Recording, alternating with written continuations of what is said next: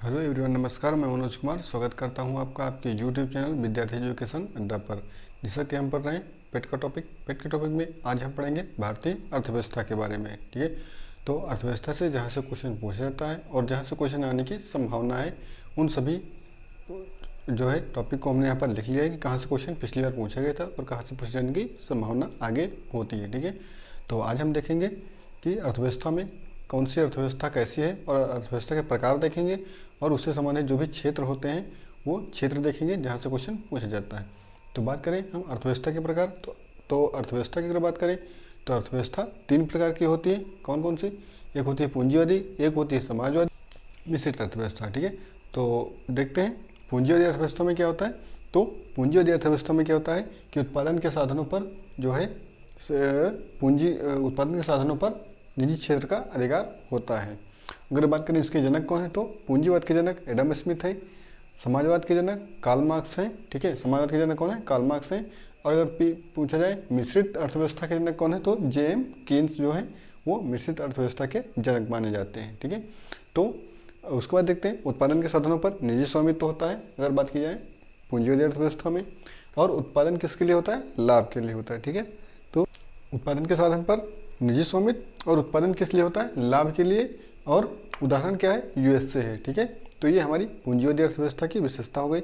उत्पादन हमेशा लाभ के लिए होगा, क्योंकि अगर कोई निजी कंपनी खुलती है तो वहाँ पर उत्पादन लाभ के लिए ही कमाएगा आदमी। ठीक है, और क्या होता है वहाँ पर इसका अगर उदाहरण माना जाए तो अमेरिका जैसे है, अमेरिका में हर चीज़ प्राइवेट होती है। ठीक है, तो यहाँ पर आपको गवर्नमेंट सेक्टर का कुछ भी नहीं दिखेगा जो पूंजीवादी अर्थव्यवस्था होती है उसमें। और वहीं अगर समाजवादी अर्थव्यवस्था की बात की जाए तो समाजवादी अर्थव्यवस्था में क्या होता है? इसके जनक कार्ल मार्क्स है। समाजवादी अर्थव्यवस्था में उत्पादन के साधनों पर समाज का अधिकार होता है या सरकार का नियंत्रण होता है। ठीक है, और उसके बाद बात की जाए उत्पादन जो है जनता के कल्याण के लिए होता है और इसका उदाहरण क्या है? रूस है। ठीक है, तो समाजवाद पूंजीवादी अर्थव्यवस्था में उदाहरण अमेरिका होगा, उत्पादन लाभ के लिए होगा और निजी स्वामित्व होगा। ठीक है, वहाँ पर गवर्नमेंट सेक्टर आपको देखने को नहीं मिलेगा। जबकि पूंजीवादी समाजवादी अर्थव्यवस्था में यहाँ हर चीज़ गवर्नमेंटेड होगी। ठीक है, तो और उत्पादन जो होगा वो समाज के लाभ के लिए होगा, समाज के कल्याण के लिए होगा। और उस पर उत्पादन जो है वो उत्पादन के साधनों पर समाज का या सार्वजनिक नियंत्रण होगा। ठीक है, उसके बाद बात की जाए, और हाँ इसका उदाहरण क्या है? रूस होगा। ठीक है, उसके बाद बात की जाए हमारे मिश्रित अर्थव्यवस्था में, तो मिश्रित अर्थव्यवस्था की अगर बात करें तो उसमें समाजवाद और जो है पूंजीवाद की दोनों की मिश्रित अवस्थाएं पाई जाती हैं। जैसे कि यहाँ पर देखा है इसके जनक कौन है? तो जेएम कीन्स है। यहाँ पर अगर देखा जाए उत्पादन के साधन पर किसका स्वामित्व होता है? तो सार्वजनिक और निजी दोनों स्वामित्व होंगे उत्पादन के साधनों पर। ठीक है, और अगर बात की जाए उत्पादन किस लिए होता है, तो लाभ के लिए होता है और जन कल्याण के लिए होता है, क्योंकि यहाँ पर गवर्नमेंट और प्राइवेट दोनों सेक्टर होते हैं। ठीक है, तो इसलिए उत्पादन अगर गवर्नमेंटेड है तो जनता के कल्याण के लिए होगा, अगर वो प्राइवेट है तो वो लाभ के लिए होगा। उसके बाद देखते हैं इसका उदाहरण क्या है, तो इसका उदाहरण अपना देश भारत है, जो कि मिश्रित अर्थव्यवस्था का एक सबसे अच्छा उदाहरण माना जाता है। उसके बाद देखते हैं एक बार हम डिटेल्स थोड़ा शॉर्ट में देखते हैं। पूंजीवादी अर्थव्यवस्था में एडम स्मिथ है। ठीक है, उसके जनक। और उत्पादन के साधन निजी स्वामित्व होता है, यहाँ पर आपको गवर्नमेंट सेक्टर का कुछ भी नहीं मिलेगा, हर चीज़ प्राइवेट होगी। उसके बाद बात की जाए और उत्पादन किस लिए होगा? लाभ के लिए होगा। ठीक है, अगर यहाँ पर समाजवादी अर्थव्यवस्था की बात की जाए तो इसके जनक कार्ल मार्क्स हैं। और यहाँ पर अगर उत्पादन के साधनों पर सरकार का स्वामित्व होता है या सार्वजनिक होता है और हर चीज़ यहाँ पर गवर्नमेंटेड होती है, यहाँ पर आपको कोई भी चीज़ प्राइवेट नहीं मिलेगी। ठीक है, यहाँ हर चीज़ गवर्नमेंटेड होती है, चाहे आप कंपनी की बात कीजिए चाहे जॉब की बात कीजिए, कुछ भी होगा यहाँ पर गवर्नमेंटेड होगा। ठीक है, और उत्पादन जनता के कल्याण के लिए का उदाहरण रूस होगा।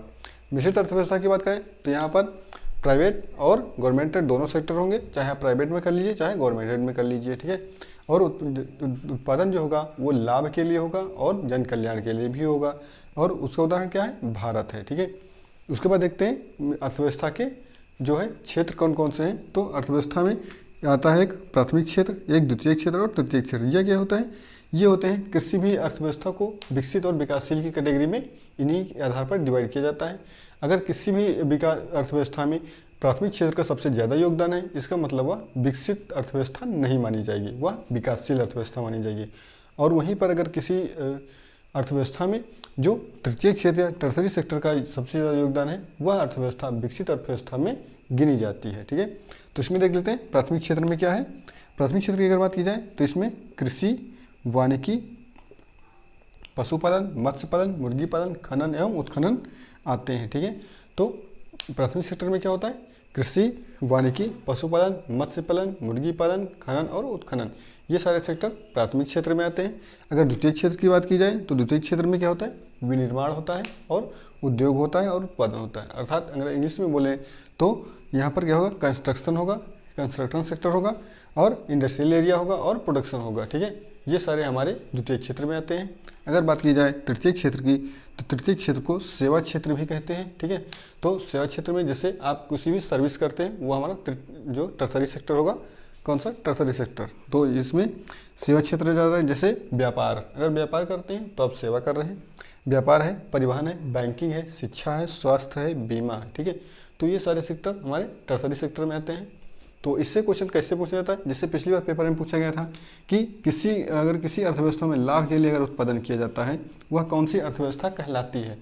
तो जैसा कि आपने अगर पढ़ा होगा तो आप बता देंगे अगर लाभ के लिए उत्पादन हो रहा है तो हमारी पूंजीवादी अर्थव्यवस्था कहलाएगी। ठीक है, उसके बाद पूछा गया था कि बताइए इसमें जो है कृषि किस जो है क्षेत्र में आती है? प्राथमिक, द्वितीय के तृतीय क्षेत्र में या इनमें से कोई नहीं।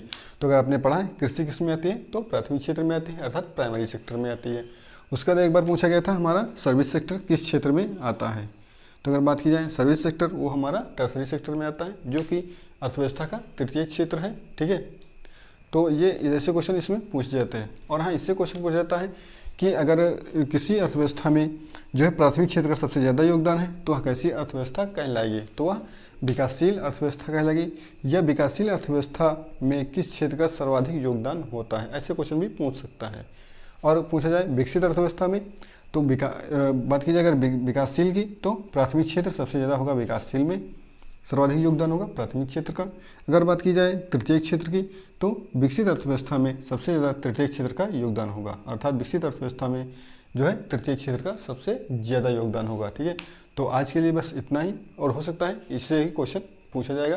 ठीक है, क्योंकि पिछली बार इसमें से ही क्वेश्चन पूछा गया था इसलिए हमने इसको करवा दिया है। ठीक है, तो उम्मीद करता हूँ ये वीडियो आपको पसंद आया होगा। अगर वीडियो पसंद आया तो एक लाइक कर दीजिए, कमेंट कर दीजिए और चैनल को अगर नए हैं चैनल को सब्सक्राइब कर लीजिएगा। फिर मिलते हैं नेक्स्ट वीडियो में नेक्स्ट टॉपिक के साथ। और हाँ, एक चीज़ बतानी रहेगी कि आप लोगों को यहाँ से आपको जो है डेली बेसिस पर जो है हमारा पिट का, तो पिट में जो भी प्रीवियस पेपर कराए गए हैं उसका वीडियो आपको यहाँ पर डेली मिलता रहेगा। प्रीवियस पेपर की जो भी PDF वीडियो है वो आपको डेली बेसिस पर यहाँ से कराई जाएगी। ठीक है, तो अगर आपने दोस्तों को अभी तक नहीं भेजा है तो दोस्तों को भेज दीजिए और सब्सक्राइब करने को भी बोल दीजिएगा ताकि यहाँ से उनको अधिक से अधिक लाभ मिल सके। ठीक है, फिर मिलते हैं नेक्स्ट वीडियो में, तब तक के लिए अपना ख्याल रखिएगा। नमस्कार।